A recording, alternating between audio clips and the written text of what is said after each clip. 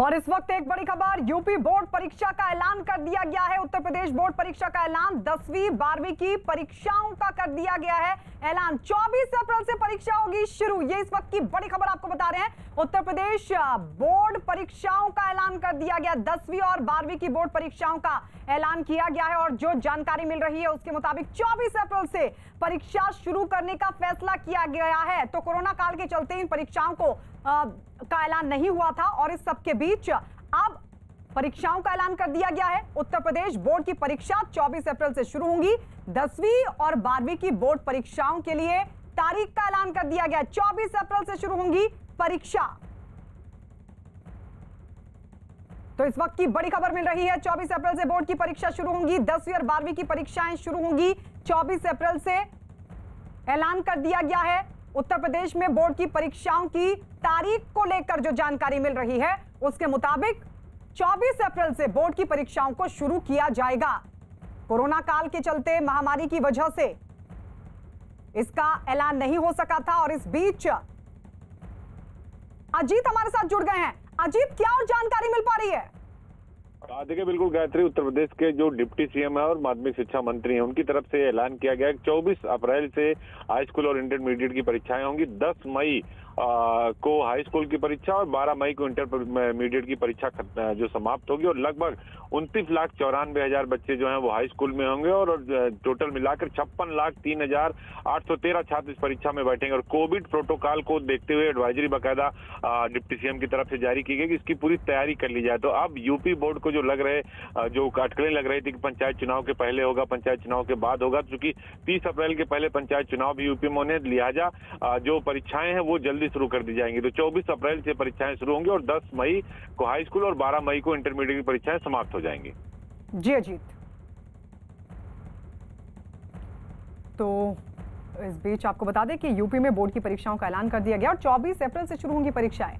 और आइए बढ़ते आगे। 26 जनवरी को लाल किले पर हुई हिंसा और पुलिस वालों पर हमले के आरोपी दीप सिद्धू पर बड़ी खबर आ रही है। क्राइम ब्रांच के अधिकारी दीप सिद्धू से पूछताछ के लिए पहुंच चुके हैं। न्यूज 18 के आनंद तिवारी की खबर है कि आईबी की एक टीम भी दीप सिद्धू से पूछताछ कर रही है। न्यूज 18 को मिली एक्सक्लूसिव जानकारी के मुताबिक दीप सिद्धू से 26 जनवरी हिंसा की साजिश पर सख्त सवाल पूछे जा सकते हैं। खबर यह भी है कि जांच एजेंसियां दीप सिद्धू को उसके बनाए वीडियो और भड़काऊ भाषण दिखाकर सवाल पूछने में जुटी है। कोशिश ये की जा रही है कि कौन कौन उसके साथ शामिल रहा, उनके बारे में जानकारी, मकसद क्या था, क्यों भीड़ को उकसा रहा था दीप सिद्धू, इसको लेकर पूरी जानकारी जुटाई जा रही है। 26 जनवरी को लाल किले पर हिंसा और पुलिस वालों पर हमले के आरोपी दीप सिद्धू को 7 दिन के लिए पुलिस कस्टडी में भेज दिया गया है।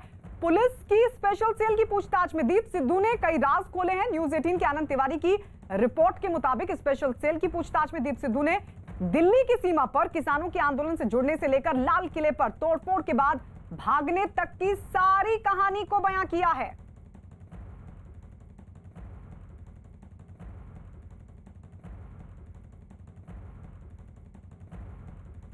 दीप सिद्धू से पूछताछ के लिए क्राइम ब्रांच के ऑफिस में जॉइंट सीपी बीके सिंह भी पहुंचे हैं। पुलिस हिरासत के बाद क्राइम ब्रांच के दफ्तर में दीप सिद्धू से पूछताछ चल रही है। जॉइंट सीपी भी पहुंच चुके हैं, उनके भी अपने तरीके के सवाल होंगे, वो भी उनसे जानकारी जुटाने की कोशिश करेंगे।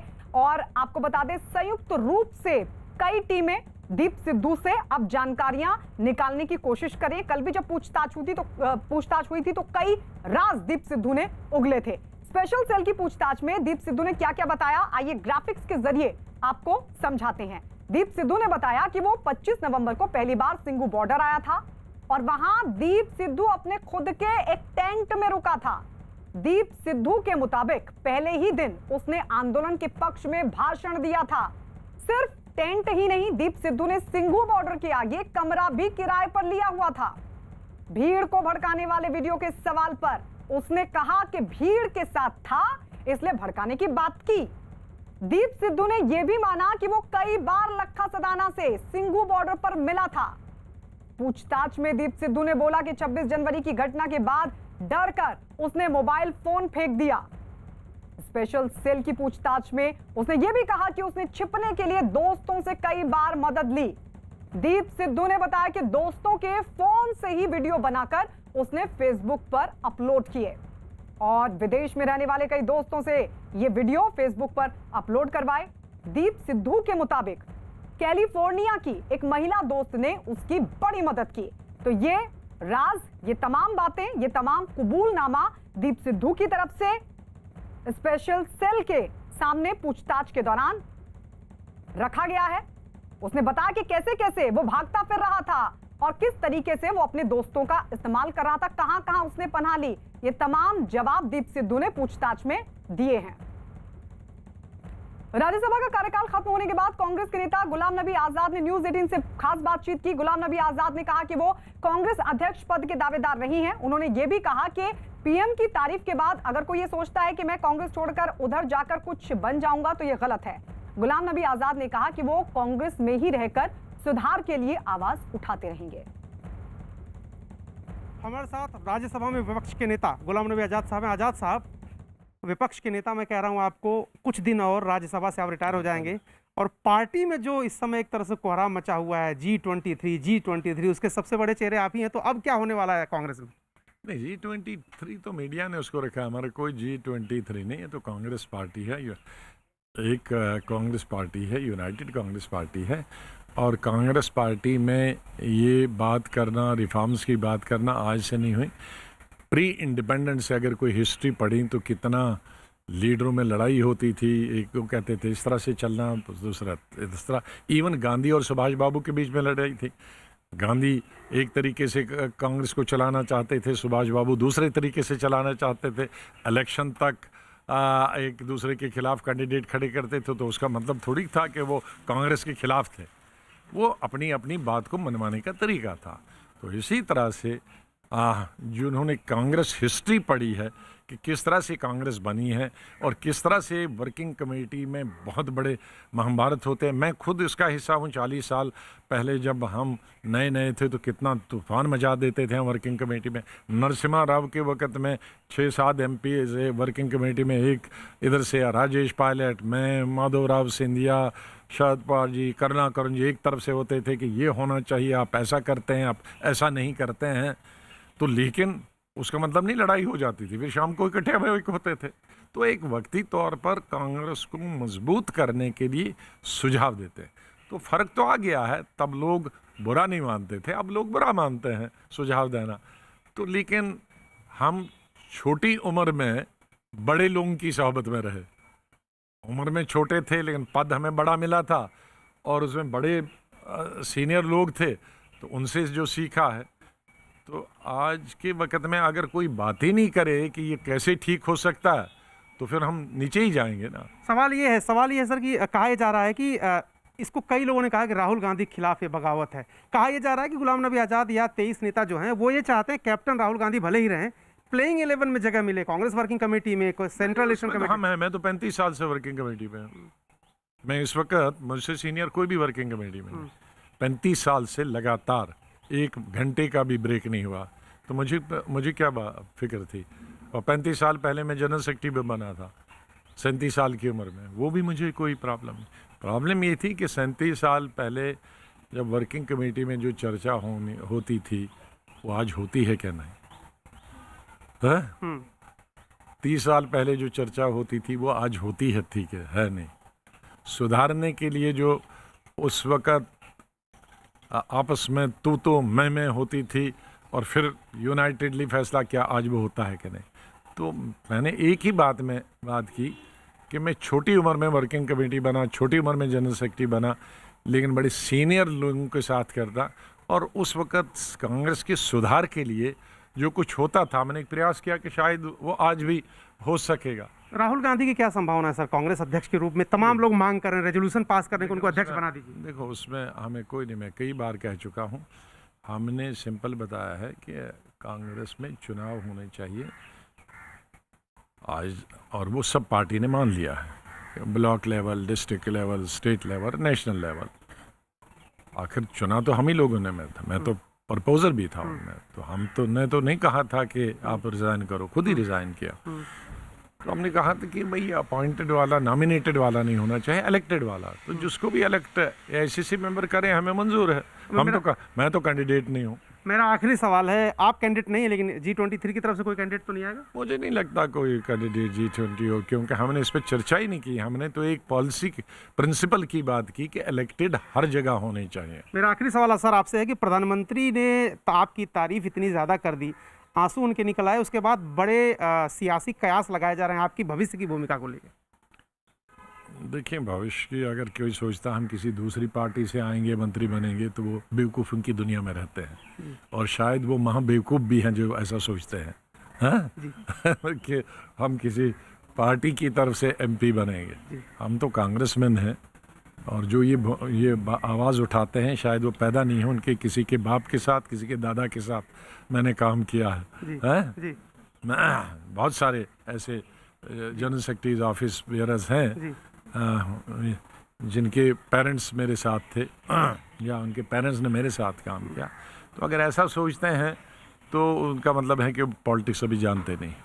गुलाम नबी आज़ाद साहब कह रहे हैं कि कांग्रेस में ही थे, कांग्रेस में ही रहेंगे, और अगर कोई ये सोचता है कि वो पार्टी छोड़ के कहीं और से मंत्री बनने जा रहे हैं तो वो मूर्ख है। कैमरामैन सुनील सागर के साथ अरुण सिंह, न्यूज़ 18 इंडिया, दिल्ली। और इस बीच एक बड़ी खबर आपको बता दें, किसान आंदोलन के बीच कांग्रेस भी किसानों के बीच में अपनी पैठ जमाने की कोशिश में जुट गई है। पश्चिमी यूपी में कांग्रेस ने जय जवान जय किसान पंचायत करने का ऐलान किया है और प्रियंका गांधी सहारनपुर में इस पंचायत में पहुंच रही हैं। प्रियंका का किसान पंचायत को संबोधित करने का भी कार्यक्रम है। कांग्रेस ने पश्चिमी यूपी के 27 जिलों की 134 तहसीलों में इस तरह की किसान पंचायत करने की तैयारी की है। तो ये बड़ी खबर इस वक्त की, किसानों की इस पंचायत को संबोधित करने का भी प्रियंका गांधी का कार्यक्रम बताया जा रहा है और कई तहसीलों में इस पंचायत को किया जाएगा।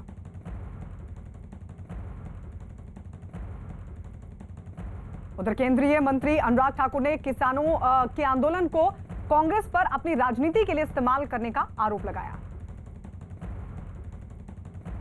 राजनीतिक लोग किसानों के आंदोलन को अपनी राजनीति के लिए इस्तेमाल करना चाहते हैं, लेकिन वो जब सदन में पूछा जाता है कांग्रेस के नेताओं से किस कानून के अंतर्गत मंडी बंद होगी या किस कानून के अंतर्गत MSP बंद होगा, तो उसका वो जवाब नहीं दे पाते। कांग्रेस की पोल कल लोकसभा में भी खुली, लोगों के सामने भी खुली, और कांग्रेस एक झूठ की फैक्ट्री बनकर रह गई जो झूठ बोलकर किसानों को बरगलाना चाहती है, भ्रमित करना चाहती है और अपना राजनीतिक लाभ उठाना चाहती है।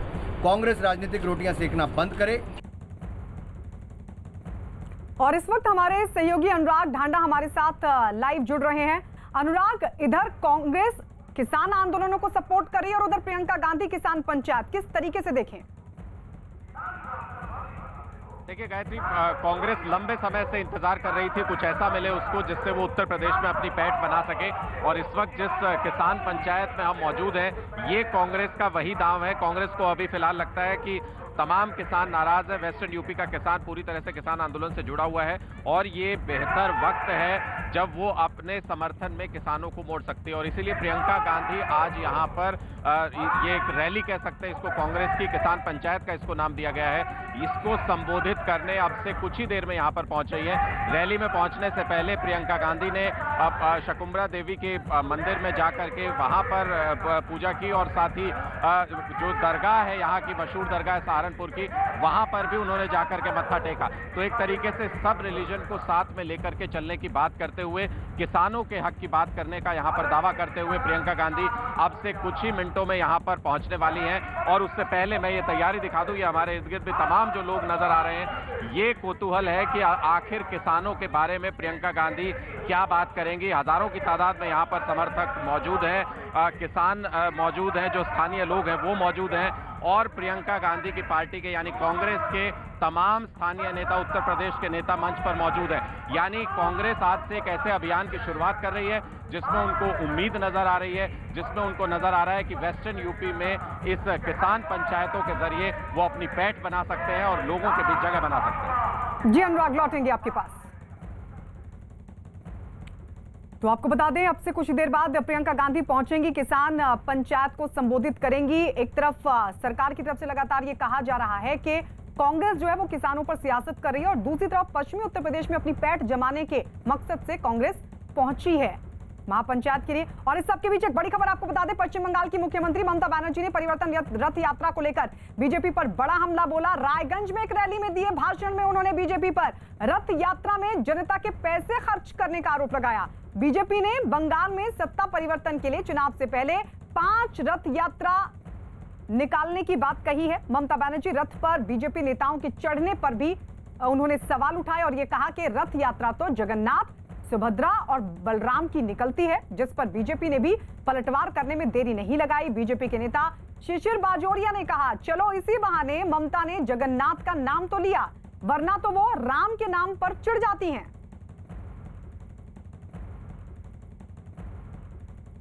সেই রথে বিরিয়ানি, মাংস পোলাও থেকে, ছানা কাবাব থেকে শুরু করে একেবারে সাজুগুজু থেকে শুরু করে খানা পিনা থেকে শুরু করে বিশ্রাম থেকে শুরু করে গানা থেকে শুরু করে সব রেডি। যেমন 10 স্টার হোটেলে 10 তারা হোটেলে গেলে পাওয়া যায় সেইগুলোকে রেখে দিয়েছে। দিয়ে নেতারা ফুর্তি করছেন, জনগণের টাকায় ফুর্তি করছেন আর বলছেন তারা নাকি রথযাত্রা করছেন। আমি সরি, আমি দুঃখিত, আমি লজ্জিত যে জগন্নাথ দেবের রথযাত্রাকে এরা কালিমা লিপ্ত করেছে। ধর্মের নামে মনে রাখবেন এরা অধর্ম করছে। রথযাত্রায় কে থাকবে? জগন্নাথ দেব থাকবে, বলরাম থাকবে, সুভদ্রা থাকবে। বিজেপির নেতারা কেন থাকবে? তারা কি জগন্নাথ দেবেরও থেকে বড়? তারা কি বলরাম থেকেও বড়? তারা কি সুভদ্রা থেকেও বড়? তাহলে কি বিজেপি নেতাদের আমাদের এখন পুজো করতে হবে? জগন্নাথ দেব ভেবে পুজো করতে হবে? बीजेपी नेता शिशिर बाजोरिया हमारे साथ हैं। ममता बनर्जी ने आज हमला बोला है तगड़ा और ये कहा है कि आपका जो रथ है वो तो 5 स्टार रथ है और रथ तो सब भोग होते हैं, सारी सुविधाएं होती हैं, खाना गाना पीना होता है। और इसके साथ ये भी कहा है कि रथ पर तो जगन्नाथ जी, सुभद्रा जी और बलभद्र चलते हैं। फिर बीजेपी के नेता क्या खुद को जगन्नाथ समझते हैं?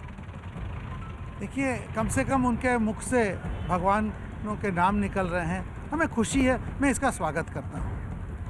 नहीं तो जय श्री राम के नाम पे वो बिदक जाती हैं। कम से कम राम का नाम ले, किसी भी भगवान का नाम ले, मैं स्वागत करता हूँ।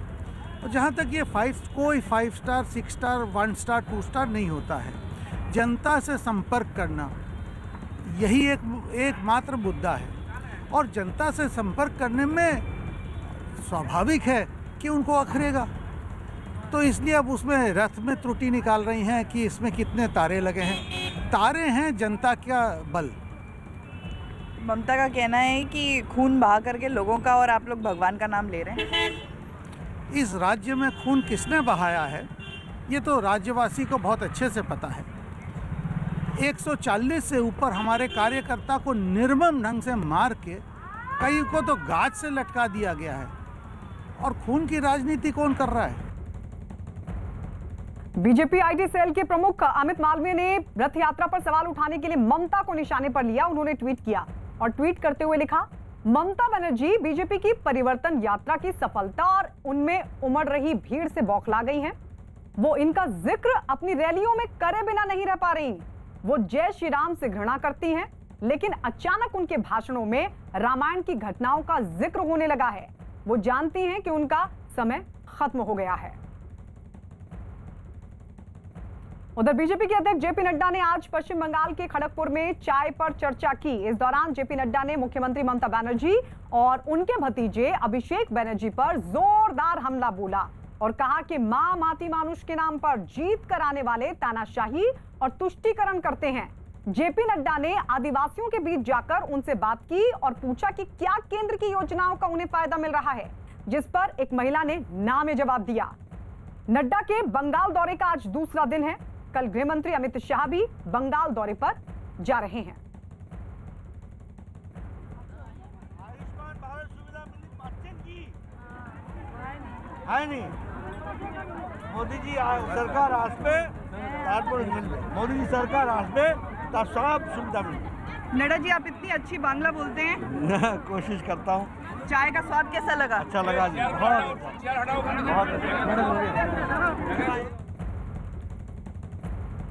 मैं भी चाहूंगा कि चाय चक्र में शामिल हो जाए, सम्मिलित हो जाए। मुझे पता चला है कि रात के 12 बजे यहाँ के स्थानीय प्रशासन ने आपको इजाजत दी कि इस तरीके का चाय चक्र हो सकता है, और आपने सुबह इतनी बड़ी संख्या में चाय चक्र में सभी लोग शामिल हुए हैं। आपका अभिनंदन है, आपका स्वागत है। हमारे दिलीप दा ने आप लोगों के साथ चर्चा की है। मुझे बताया गया कि ये जो होरियातारा पंचायत है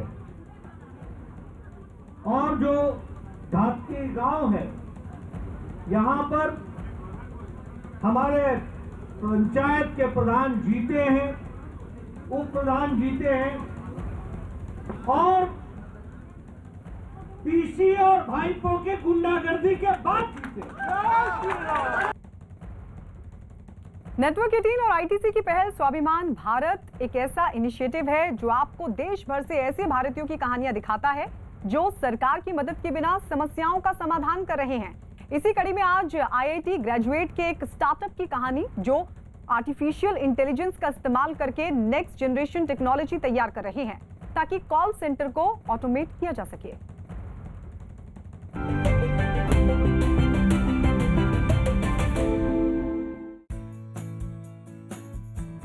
आईआईटी ग्रेजुएट सौरभ गुप्ता और अक्षय देशराज ने वर्नाकुलर एआई द्वारा भारत में डिजिटल ट्रांसफॉर्मेशन के क्षेत्र में महत्वपूर्ण योगदान दिया है।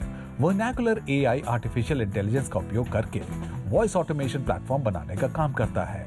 Vernacular AI next generation technology का इस्तेमाल करते हुए कॉल सेंटर्स के ऑपरेशंस को ऑटोमेट करके और अधिक प्रभावशाली बनाता है। We are creating a very unique platform, and the platform is multi-layered. At the most horizontal level, we do things like speech to text, text to speech across 16 languages. On top of that, we are building an idiolect engine. Idiolect is speech pattern of a person.